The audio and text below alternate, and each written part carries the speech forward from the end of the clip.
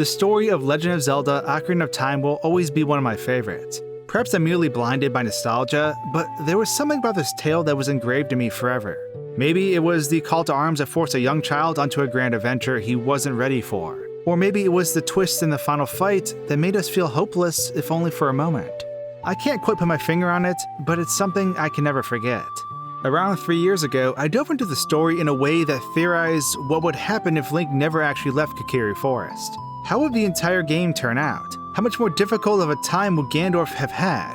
It was a fun look at the game's timeline and how one small change diverted the entire outcome of the game. A fun look at the story that I knew and loved. But the thing is, with any narrative, after the story is over, we want to know what happens next. Obviously, with Majora's Mask, we had that. We could see the continuation of the story, and also how the timeline split apart. But what about before? What happened before Ocarina of Time? We gain a sense of history through the Deku Tree's story, but we never knew who Link's parents were. We weren't really aware of what had fully taken place, and a big part of that was because only one country out of the world was told the story that took place before the game, and that was Germany. Unknown to me for a long time, there was a comic series produced covering the Ocarina of Time plot, but also what came before it. The story of Link's parents beyond what the Deku Tree just told us in the game. Within Club Nintendo, the German version of Nintendo Power, this story is outlined. And thankfully, the folks over at ZeldaLegends.net translated the comic so we could understand it in English. A big thank you to Iron Knuckle for their scanning and translation efforts, alongside David Butler, who checked the translations and laid them out into the comic. This is the story of what took place before Ocarina of Time was set into motion. The first thing we can see in the opening scene is a far shot of the town and Hyrule Castle on top of a hill. We are told that Link was actually born here, and this is where he would normally be growing up. But war was brewing on the horizon. We find out that Link's father was a royal soldier, and that just recently his wife gave birth to their son, Link. Link's father had been riding back to the castle to deliver some news. Upon arriving, he is greeted by his wife and her mother. Link's mother doesn't waste any time in asking about the war that is brewing, and Link's father tells her that they must prepare for the worst. The people have divided into camps. One side wishes to get mixed up in the war between the Gorons and the Zora. The others want to maintain the neutrality of Hyrule. Which is really interesting because based on this statement, the Gorons and Zora were battling it out only a few years before our adventure begins in the game. Back in the comic, Link's grandmother inquires about the possibility of the fight. Link's father adds that Hyrule has never interfered in the wars of other people except to smooth out conflicts, and insists that it must remain that way. However, the Gerudo have spread dissension, or disagreement among the people of Hyrule, and they have dark plans. Soon after, Link's mother questions what they should do with their son, due to the unavoidable battle coming. Link's father proclaims he will not be a child of war. He won't grow up in the middle of death and misery. He mentions that as soon as the war begins, they will flee from Hyrule and build up their lives in a different place, in which Link's mom responds, "That's a good plan, my, sturdy husband?" I mean, Link's dad is pretty jacked, so it makes sense. But Link's father feels that it really isn't a good plan because there are so many uncertainties. However, Link's grandmother butts in with some advice. She speaks about the old legend of the Kokiri people, a race who peacefully lives in the woods nearby, but no one has ever dared to enter these woods. Link's father and mother jump to conclusions stating that the Kokiri are really their only hope. And soon, night falls. Link's father transitions from his role as a dad to the captain of the Royal Guard within the next scene, as a group of warriors storm the castle. Link's father proclaims from the castle walls for his soldiers to gather in preparation for the upcoming fight. He states, "The rebels are going to assault the castle. Defend the king and our freedom with your life. No mercy." Following his speech, the rebels break into the castle, and the guards question what they should do. Link's father yells to attack, and an all-out battle takes place. As Link's father kills an assailant, he hears a cry for help in the distance. The king is under attack and needs support, but during this distraction, a man approaches and attacks Link's father. With a mighty swing of his axe, it pierces through the armor of Link's father straight into his heart. In his dying breath, he thinks of the unprotected king and his newborn son, as he collapses.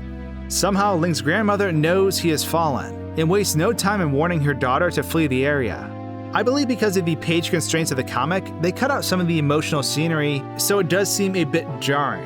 Hence why no one really reacts to the dad dying.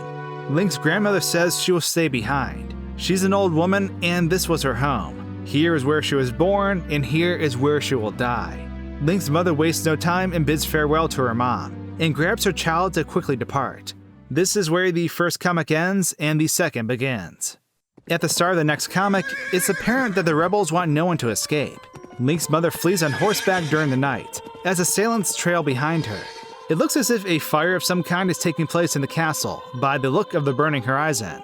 This parallels nicely to the story in Ocarina of Time, and we see that same fire during the Deku Tree saplings cutscene.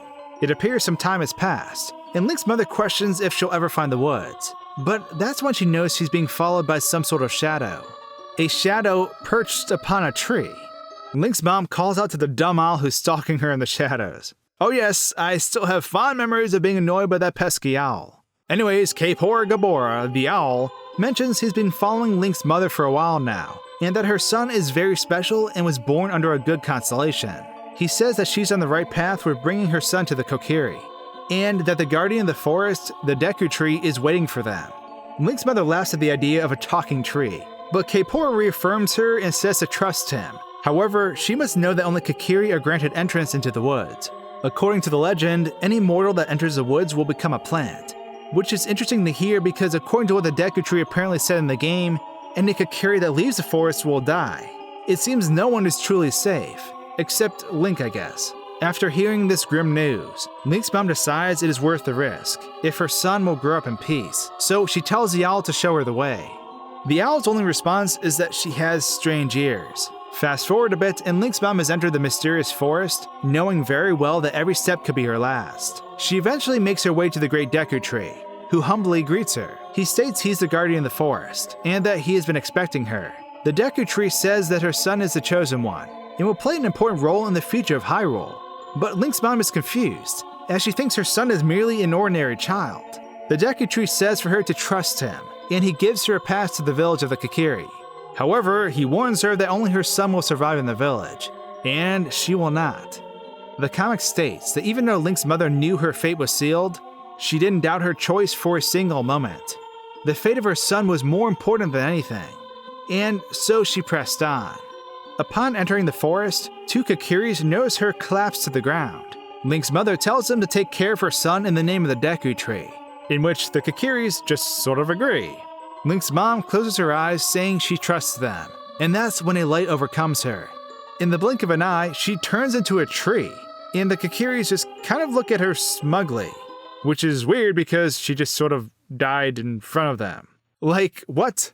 The comic page concludes by saying she's become a part of the immortal Kokiri forest. On the following page, we're told Link begins a new life in the forest, and grows up here. However, he's different from the others because he lacks a fairy. Link constantly got teased for not having one, and almost killed someone by throwing a rock at them. But that's when Ocarina of Time begins. We see Link lying on his bed having nightmares, and that's when Navi shows up, and the rest is history. But this is where things get interesting. First and foremost, the Deku Tree sapling told us Link's mother was gravely injured due to the war going on, and that's why she died. However, it appears she was totally healthy and unscathed, but it was merely the forest that killed her. Which is interesting because technically we have never seen any humans actually in Kokiri Forest other than Link. Ganon quote-unquote visited, but it's uncertain for how long. Also, I suppose Link's destiny is what kept him from transforming, but that still seems weird. But not as weird as what I'm going to be talking about next. So what's interesting about Link's mom turning into a tree is that we are able to see where she fell down in the forest. If we turn back to the panel where she first hands over Link, we can see three structures in the background. First and foremost, we have a house on a hill, which means that we're near the front of the forest. The only viewpoint that consists of a house on a hill and two houses to the left, or even two structures to the left, is actually where Mito's house is. No other area in the forest lines up with this comparison, meaning that Mito's treehouse, which is still alive by the way, is actually Link's mother. She collapsed in this location and became a tree, and as that tree grew, they carved out her insides and made her into a house, which is terrifying. But if you want to argue that the fact that Link's mom didn't magically grow into a tree this size in only 7 years, that means she was cut down, because there aren't any other saplings in this area. It's possible she was transplanted, but that doesn't seem likely given I'd imagine spirits of the forest would want the forest to grow naturally. And thus the prequel to Ocarina of Time is way more terrifying than I would have imagined. But anyways, let me know your thoughts on all of this in the comments below. I'd love to hear them.